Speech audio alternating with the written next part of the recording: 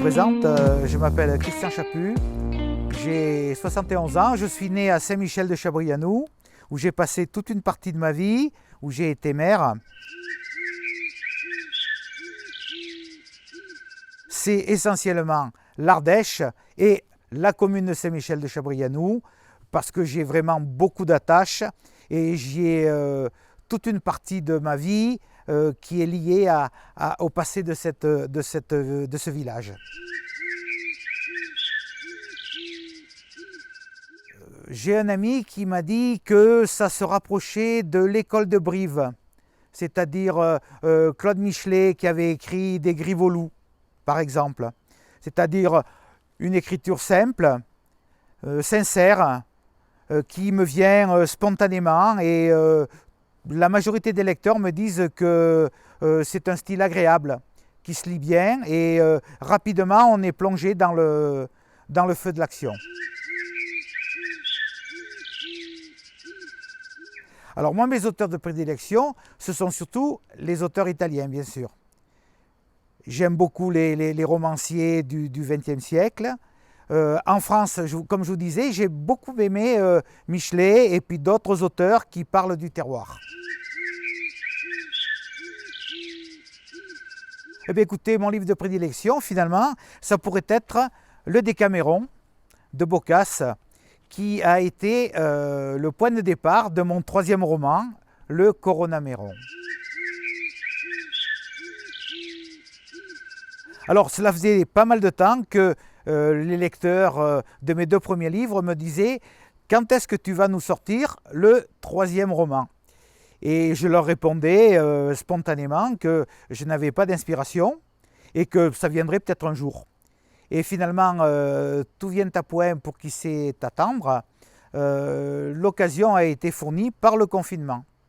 Une nuit, j'ai eu l'idée de rapprocher le Décaméron, qui raconte l'histoire de 10 jeunes florentins qui quittent Florence en 1348 pour fuir la peste. Donc j'ai eu l'idée de le rapprocher avec la période, la crise que nous vivons actuellement. Et donc j'ai fait venir 3 étudiants parisiens en italien qui étudient le Décaméron. Je les ai fait venir à Saint-Michel pour se confiner.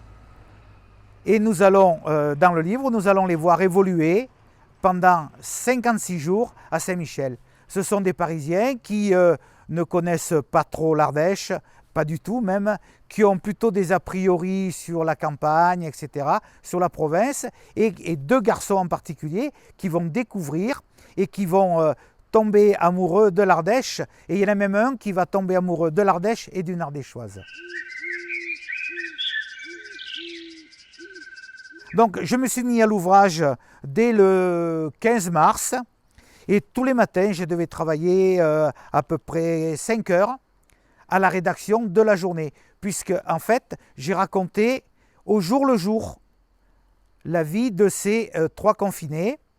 Et donc le matin, bien sûr, je prenais les infos pour être bien en accord avec l'actualité.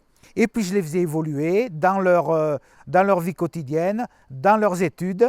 Et le livre continue jusqu'au 11 mai, jour du déconfinement.